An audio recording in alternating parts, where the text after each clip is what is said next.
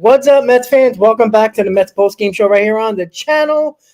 Unfortunately, Mets lose 8-4 in Game 2 of this series, and it's just bad baseball all around for the first two games of this series. Errors, not coming through enough with runners in scoring position, just a whole shebang of nonsense with this team. And none other than Mr. Tyler McGill laying an egg once again. And this is the inconsistency I was talking about with Tyler McGill. I do apologize if I'm going in and out. For some reason, it's really bad weather where I'm at, and the service, the Wi-Fi is kind of shoddy at this point, but I do apologize. Let me know in the comments, guys, if you can hear me and see me well in the comments while I'm talking. But Tyler McGill, the inconsistency continues. I say this time and time again, and a lot of people got on me about it, but it's a fact. Tyler McGill has about 5 to 6 really good starts in the beginning of the year, and in the middle of the season, you're in the third month of the season, from June until probably August, he will be so inconsistent that he finds himself out of the rotation, not pitching well, and then he'll miraculously find himself back in the rotation in September and pitch a few good games. And then he'll be thrown into the bullpen in the playoffs as one of the extra arms, and won't see any time of day unless somebody's getting blown out in a playoff game. That is where Tyler McGill has been and will always be. Time after time again, he finds his way into the rotation from injury, because of injuries of other pitchers, or just circumstance. The guy is useless. I don't want to hear about putting him in the bullpen. He sucks in the bullpen as well. The Mets have tried that. They've been there. He's not a bullpen arm either. He is a guy who should be a depth piece in the minor leagues, just in case of catastrophic injuries in your rotation. That's the only time he should see the light of day on this team. It's just that simple. 2 errors from the Mets. They get 11 hits, but once again, when they get the guys on, they do not come through. And it wasn't just about runners in scoring position today, right? Overall, let me just double check. I think I seen that when I see. Hold on. Give me a second, guys. Right? They were 2 for 4 runners in scoring position. That's good. But they left 6 men left on base. 6 men left on base. Now, that's the other problem. They get the guys on base. You have 11 hits in the ball game, and you miss out on too many opportunities. And if you notice what the Rays have been red hot, and they've been scoring runs over the last 20 games or so. This is a team that scores over the last 20 to 25 games, 5+ runs per game. This is a team where you have to score runs against, or you're going to find yourself in trouble. It is the issue that continues to haunt this team since day one. No matter if Juan Soto gets hot, Pete Alonso gets hot, Nimmo gets hot, Lindor gets hot. It is the combination of this whole lineup not coming through more often than not. That has been the problem. That has been the complete problem with this New York Mets offense, and it's got to change. It's got to change, because a team like the Rays that can score a bunch of runs very quickly, and we've seen it yesterday, and we've seen it again today. Every time we thought the Mets had a little bit of hope, boom, they put 2 more runs up on the board. And they kind of slowly trickled away from this game and made it further and further for the Mets to try to come back. That is where, again, the Rays are not better than the Mets overall. They're not. But you can see how they tack on the runs, right? They've been one of the best teams offensively with runners in scoring position over the last, I would say, 30 games or so. They've been outstanding with that. Now, the Mets have been better with runners in scoring position over the last 2 weeks, but better was from where they were 29th in baseball. So it's not that much better in, if you put it into perspective, they're not as good as they should be. And they're 19 games over 500. The Phillies won again, so now they're 3.5 games behind the New York Mets. The Braves won, so they gained another game on the New York Mets. And we're coming towards a situation in the month where you face the Braves 7 times and you face the Braves a bunch of times and you face the Phillies. This is the middle of the month where I said you got to have at least a 5-6 game lead in the division from the Phillies, and you want to have at least 10 games or so ahead of the Braves, because you don't want to go into a situation where you're going in a slump where you have a very bad stretch in those games, in division games, the first time you're facing the Braves this year, and you're facing them a bunch of times over the next week and a half. This is when you have to be better. And the Mets are struggling with runners in scoring position. They've pitched pretty well for the most part, but there's some cracks in the armor of the New York Mets. This is something that we don't want to talk about this over and over again. Me and Chris kind of beat the drum over and over again that we talk about the problems even when we're winning, and people in the comments usually say, why are you so negative? Why are you so negative? It's not negative when it's a fact. When we're trying to tell you that there is issues with this team, regardless of the win total and how they're playing and if they're getting the wins, obviously wins are the ultimate goal. But when you see the issues that arise and you kind of still win despite those flaws that are trickling through each and every game, is starting to come to a head now. And you see the effect of what is going on and the problems that this team has, right? Now, when the bullpen or just the pitching in general has a little bit of a hiccup, now you got to really rely on the offense. And the offense hasn't been carrying the slack all season. And what I told you again and again, don't rely so much, don't get so excited about a pitching rotation and a bullpen that no matter who you are, I don't care if you have the best rotation, and the Mets have one of the better rotations in baseball based on pure numbers. They had a really good bullpen. It kind of came back to the pack a little bit. But don't get excited too much about this pitching staff, because yesterday the Mets should not have lost. I put this game totally on Mendoza, even though the Mets had a 5-1 lead, and the guys who they brought in needed to come through, and you got to blame the players on the field. But when you're rolling and you have a 5-1 lead and Clay Holmes is mowing him down, you don't take him out. I don't want to hear about innings limit or innings and saving some innings when you're in the second week of June. I don't want to hear it. And I told you guys this to be prepared for stuff like this. They did it with Senga over and over again, giving him an extra day, which I always think is stupid, but the guy can't pitch on 5 days rest or 4 days rest and pitch on the 5th day.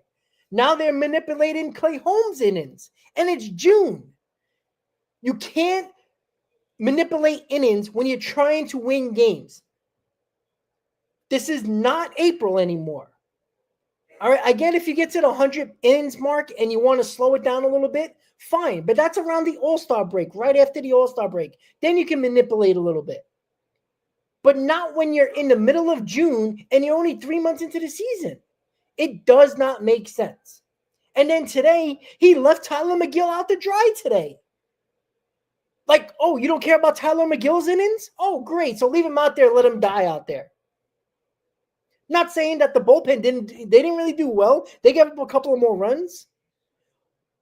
But it continues to come to a head what I've been talking about the team. And you can call me negative if you want. But just because we got 45 wins, just because we've been hovering around the 19 to 21 games over 500, 18 to 21 games over 500, doesn't mean there isn't aspects of this team that have problems. You can't hide from them. Eventually, they're going to come to a head, and it's coming to a head right now. And that is the problem right now that we continue to talk about, is that I said with the innings that are going to come up with this rotation is going to get people angry. And I've been angry about this from the get-go. I said it about Senga. I said it about Clay Holmes. This guy has not pitched, more than 90 innings in his career, in a major league career? He's done it a couple of times in the minors, but that was a long time ago. It's going to come up. The Mets are afraid of this. The pitching lab, and I said this last year with Manaea, with Severino, with David Peterson. At some point, the innings are going to catch up to them. The pitching lab can't fix that. They can tell you what pitches to throw, how to throw them, when to throw them to certain hitters, but it can't manipulate how many innings guys throw that hasn't thrown that many innings before. And the Mets are going to manipulate that. Now, and you already see it. Paul Blackburn is going to start against the Braves. Now, last year, the Mets always set up their rotations for big series. They're not doing that this year. Gary Cohen talked about it in his broadcast in today's game. They are not setting up their rotation for the Braves. They're not setting up their rotation for the Phillies. They're not doing that. They're just going through the motions. While the Braves are, if you notice, Gary Cohen right before the game ended saying he knew who was going to pitch for the Braves in the first game, and they manipulated it now. They're setting up their rotation for the Mets series. So I'm not saying the Mets aren't taking it seriously, but the impact of yesterday's game is going to affect and trickle down today's game because you had to use a ton of bullpen because McGill couldn't get out of the fourth inning. Yesterday, you took Clay Holmes out after 79 pitches in the fifth inning when you were up by 4, and I understand the logic. I understand what the Mets were trying to do there and what Mendoza was trying to do. But there was a possibility that Paul Blackburn, who didn't look good in his other outing against the Nationals when he had to go 4 innings, he got very lucky, gave up a couple of runs, but still held it down. He didn't look good in his bullpen outing. And then you have Max Kranick up ready to go, just in case if Blackburn failed, which he did, and then Kranick eventually failed. So you used 2 long men in that game because you were hoping one of them come through and save the ball game. And that failed. And now in today's game, you needed Tyler McGill to give you 5 or 6 innings. Regardless of what runs he gave up or whatever, you needed him to give you length. He couldn't even do that. And there lies the problem. Now tomorrow, you got Griffin Cannon, who can definitely go 6-7 innings. Sure, definitely can. But now he's trying to avoid the first sweep of the season of the New York Mets. So he's got that pressure along with trying to go deeper into a ball game to protect this bullpen. Like you'll have Brazaban tomorrow, you'll have Reed Gary, you'll have Diaz. Other than that, who knows? So you need him to get at least 6 innings. Regardless of what runs he gives up, he's got to take one for the team tomorrow. He's one of the guys that I'm not concerned about innings-wise because he's pitched 170-plus innings for a couple of years. He's pitched enough innings where I'm okay with him doing what he has to do. The Mets shouldn't be concerned about Griffin Cannon's innings because he's done it before. He did it last year.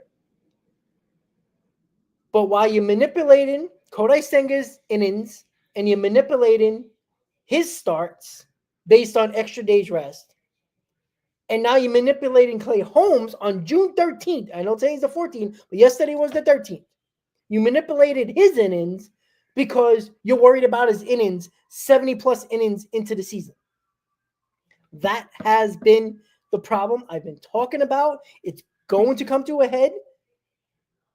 And it's not like Holmes was looking off when he was pitching on the mound. I could see if he was like really having hard innings and just, battling through innings and it was tough for him. And I could see you taking him out. That 79 pitches, felt like 95 pitches because the way he worked through the game. He was easily getting through that game. He had one inning where he struggled a little bit, but other than that, he was fine. So there was no signs of him like wearing out a little bit or looking tired. You basically took him out because you had your mind set. This was planned before the game started.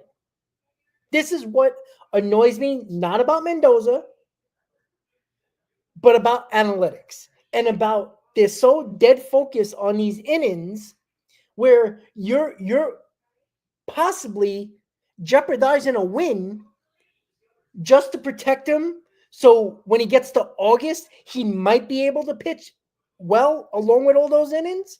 Nobody knows. Just because you protect him now doesn't mean he's going to do well in August or even September. That's what I don't understand. So I'm frustrated because they're playing these innings games already. They've been doing it all season. Nobody's noticed, but they have been doing it. Slowly but surely, they have been doing it. They've been manipulating days, off days for Kodai Senga, give him any way possible to give him an extra day.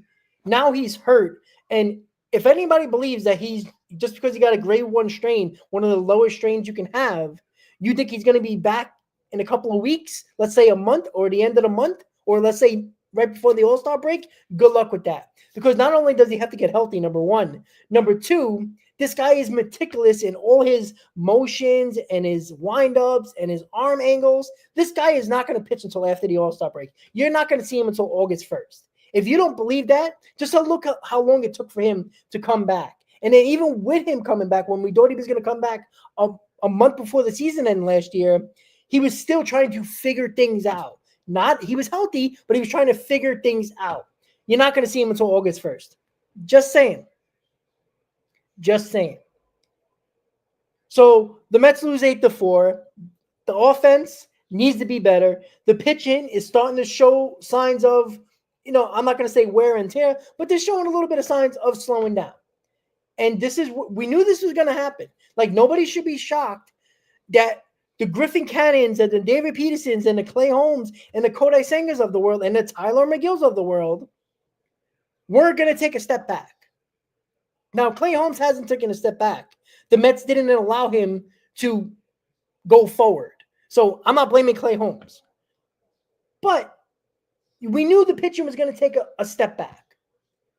And it was time for the offense to take over games. The offense was supposed to be the number one thing to put this team over the top. This was supposed to be the guarantee. This was supposed to be, I know the offense is going to do this, right? There shouldn't be questions about this offense. Now, I don't know what it is. I can't pinpoint it. I can't put my finger on it, guys. I really cannot put my finger on it. What is it? Is it too antsy at the plate? Is it everybody's trying to do too much in big situations where runners are in scoring position? I don't know.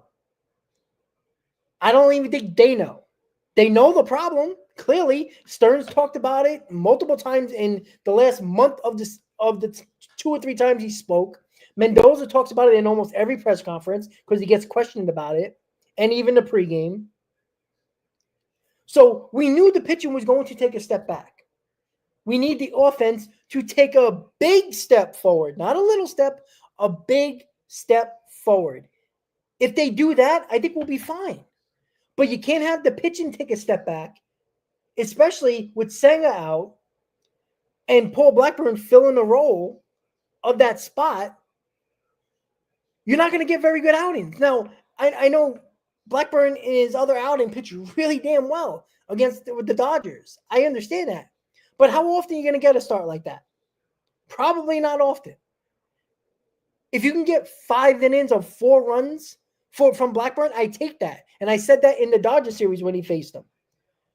But now he's facing a Braves team that their offense has been pretty good. They've been scoring runs. They haven't been pitching great. Their bullpen's good, but their starting pitching kind of have been but they've been getting better. And this is the prime time for the Braves as they play the Mets twice in a week and a half in the middle of the season, in the middle of June, where they can take a bite out of that big lead the Mets have from the Braves. And then you got the Phillies playing extremely well, where you had a 5.5 game lead before the Tampa Bay series started. Now you got a 3.5 game lead. Now, you salvage the game tomorrow. You win the ball game. You go into the off day, go into Atlanta with a 3.5 game lead on the Phillies, and somewhere around hopefully a 13 game lead, maybe more if the Braves lose or the Phillies lose, or at least 13 games up, 14 games up, and at least 3.5 in front of the Phillies. This middle of of June is really gonna put all eyes on this Mets offense, because I don't think the Mets pitching is going to be very good during this stretch of Phillies and Brave games. You might have a couple of good outings. I think I'm confident with David Peterson. I'm pretty confident with Griffin Cannon. Other than that, good luck. We don't trust Tyler McGill. He's going to pitch sometime in either the Brave series or the Philly series. You're going to have Paul Blackburn facing the Braves. So what do we need to happen? We need the offense to really get to that next level. There can't be any more excuses. Like, they're showing all these numbers. Oh, Juan Soto, 1,200 OPS. This is why OPS is the funniest stat ever, because it really doesn't tell you what they really do in the prime moments. The OPS doesn't do that at all. Pete Alonso, 1,000 OPS. Nimmo, 1,000 OPS. Lindor, 900 OPS. All this nonsense that they're telling you, yet the Mets can't score, runners in scoring position. So throw those stats away, because I can give a shit. Right? And it goes for Alonso, this goes for Nimmo, this goes for Lindor, Soto, all of that. You can have a 300-plus average over the last 15 games. But when the guys are on base, their numbers suck. It's got to be better. If it's not going to be better, then they're going to have problems. They're going to see this lead get away from the Phillies, get away from the Mets, and the Phillies are going to be right up our asses even further. And the Braves could be creeping back up into that under 10, because we talked about this last year when the Mets were really struggling. Well, they were just so far away. But when you got that number to 10 games back, now you're back in the hunt, because it takes a 7-3 stretch and the teams you're chasing to have a bad 3-7 stretch, and you're right back into the thick of things. That's how fast things can happen. And it can happen even faster because you're facing that team that's trailing you, that's chasing you. Those games that you're up can go away like that, guys. That is what needs to change with this offense. You got to start doing better. It's got to be a team effort here. You can't be looking for the guy on deck to do the job. You're at the plate, do your job. I'm sick and tired of every post game, even when they win, there's still questions. Well, you were 4 for 12 for runners in scoring position, but you did win the ball game. But again, they sweep it under the rug when they win, and a lot of Met fans do that. And I get the win is a win, and that's what matters. But when they lose, it's always the glaring stat. Always. Even when they're winning. I know people, when we were in that 6-game winning streak, their numbers they were better than what they were. But they're not good.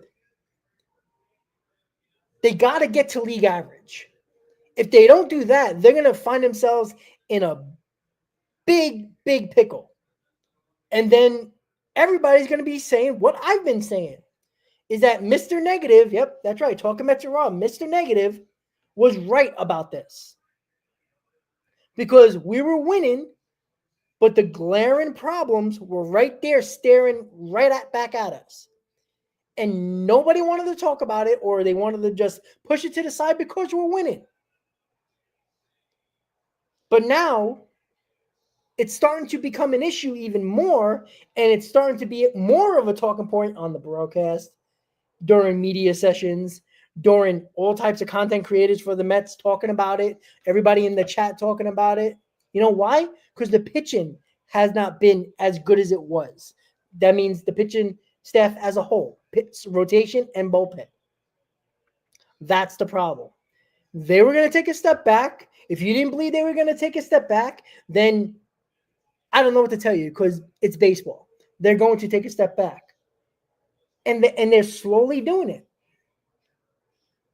But what we're hoping for is the offense to take that step forward.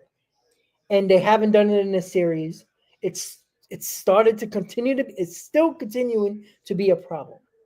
And that is where somebody's got to step up. right? These individual numbers are cute when they show them on the screen, but when they don't show what those guys individually do with runners in scoring position, it's disgusting. So it comes a time with this fan base where all eyes are on the offense. Now, am I blaming them today on the offense? No, right? Tyler McGill, rough.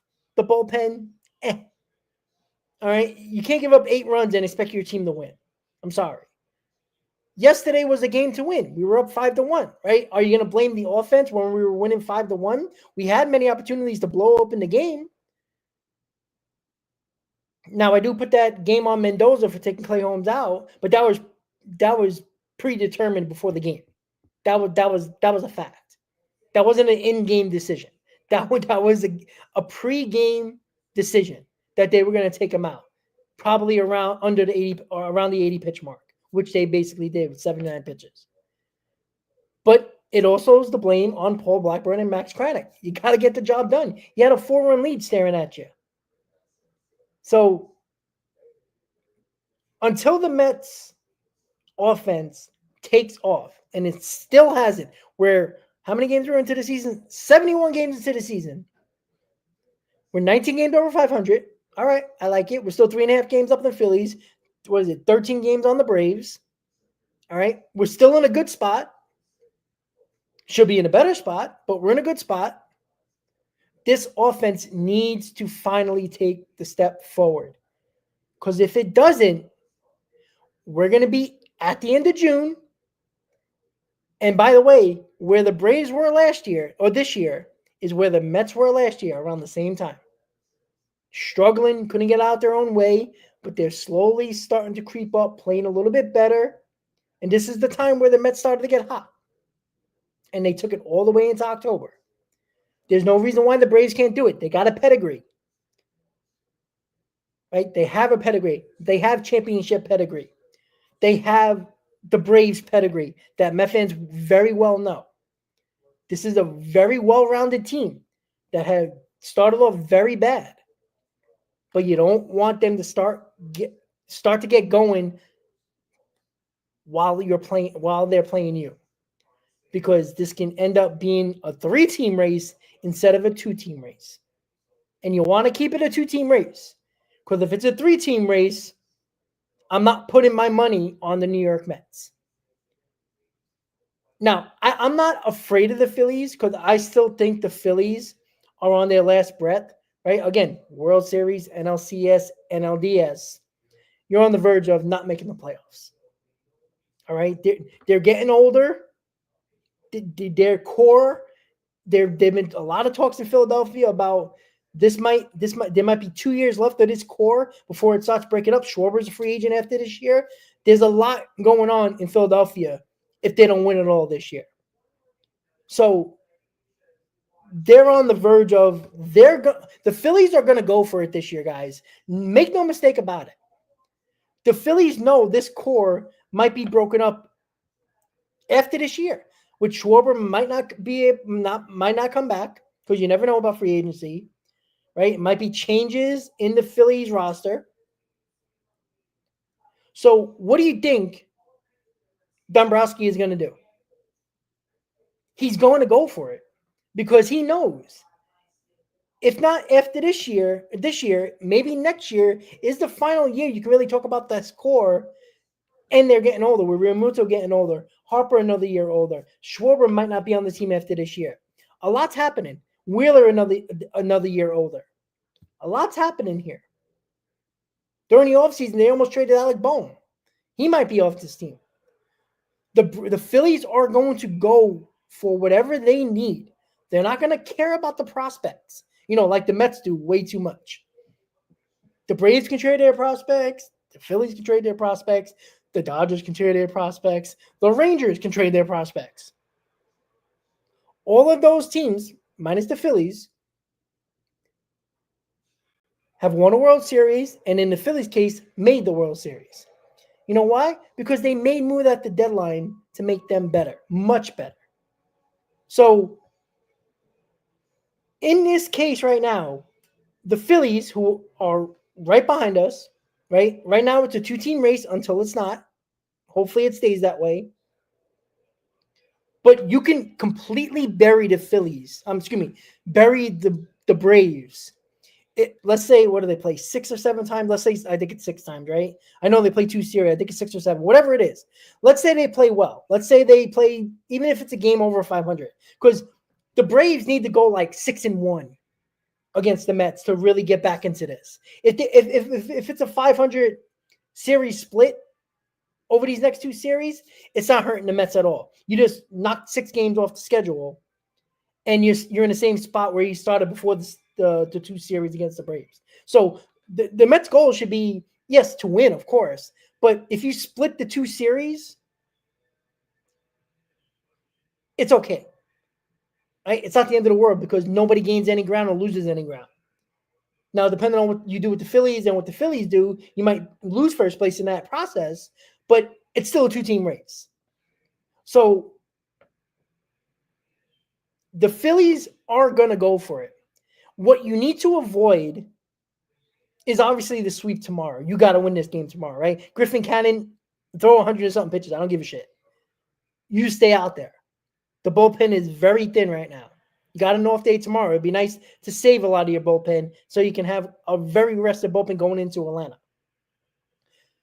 What we saw in 2022 was the Braves were on the verge of trading away players and basically becoming sellers in 2022, right? It didn't look like they were going to do any damage. The Mets were well in control of first place. Then the Braves played the Mets. I think it was the first week in July, a couple of weeks before the deadline. And I think it was a 4-game series, and the Braves took 3 out of 4 and got right back into it. They got right back in the wild card spot. They got closer to the Mets, and after that, they took off. They went to the deadline, ton of moves, needed necessities. They got them all. And it took them right where they needed to be. So this is where the Braves can get back into this, at least a wild card. Or you can completely bury them a couple of weeks, because after these series against the Braves and the Phillies, you're going to the end of the June.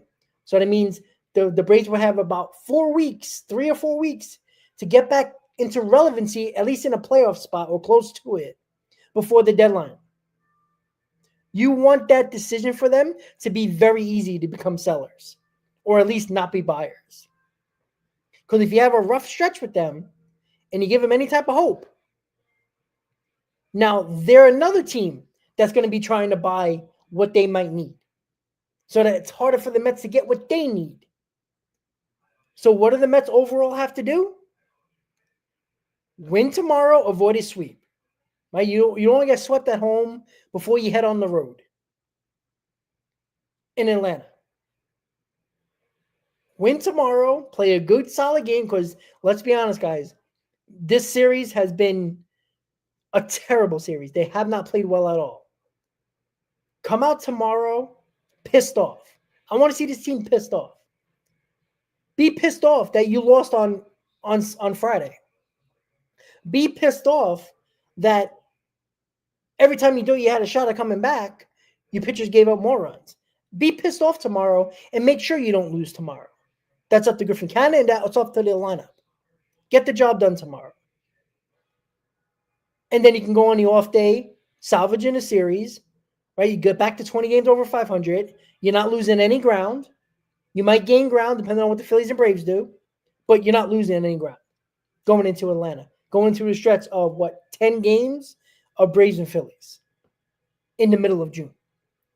And then again, after those series, it's the end of June, and you're a month away from the trade deadline. At the very least, you want to be where you are right now, starting in July.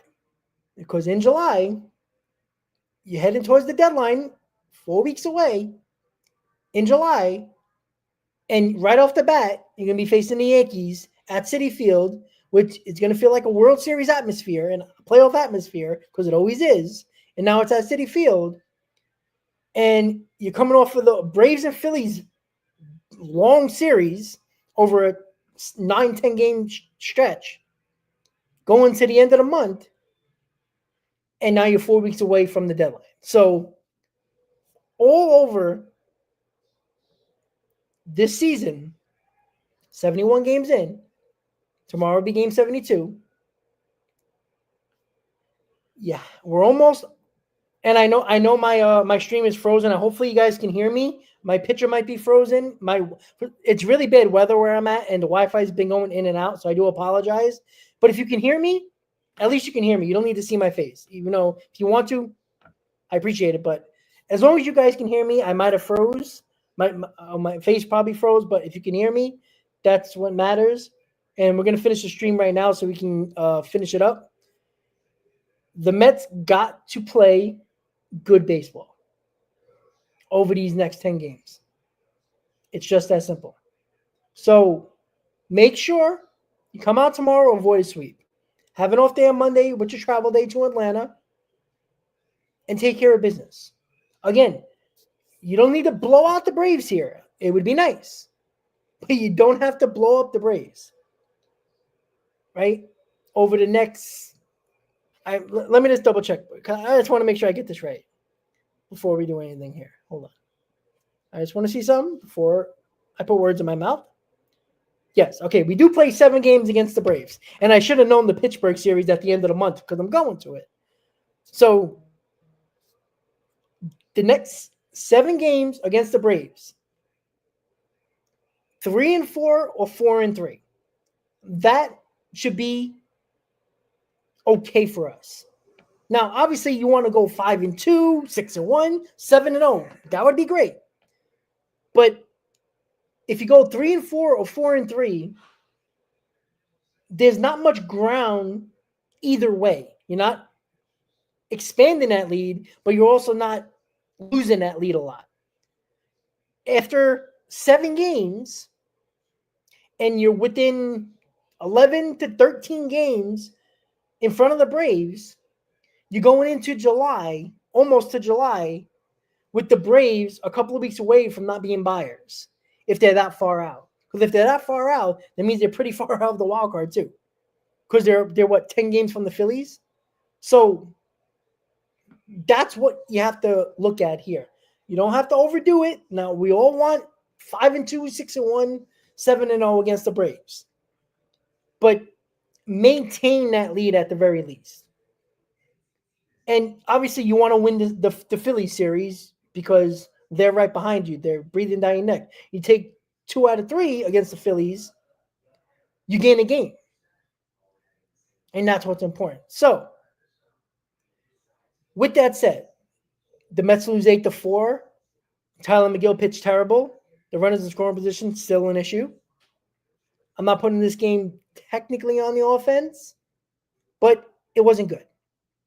Right? You can't expect to give up 8 runs and your team to try to put up 9, right? It's a little crazy, but tough series so far. Pitching has not been good other than Clay Holmes. The offense still struggling, even though they gave them a 4-run lead in yesterday's game. Really couldn't do much today. The pitching didn't really help you. Griffin Cannon, who I trust to at least give you innings. I'm pretty sure that even if he's not pitching perfect, he will grind through 6 innings because he can do that. That's what we need from him. Go out tomorrow, salvage the series, enjoy the off day on Monday, and then let's get going on Tuesday for the Braves series. With that said, guys, the Mets are 45-26. They lose 8-4 today. I'll see you tomorrow for a pre and post game. I might do an in-game live, but not sure just yet. We'll see. But with that said, guys, thank you for tuning in to the Mets Postgame Show. I'll see you tomorrow, guys. Let's go Mets. Keep your heads up, guys. It's tough, but this team has bounced back every time we doubted them. And I think they will tomorrow, guys. Have a great night. Let's go Mets. And I'll see you tomorrow for the pregame show, guys. Have a good night.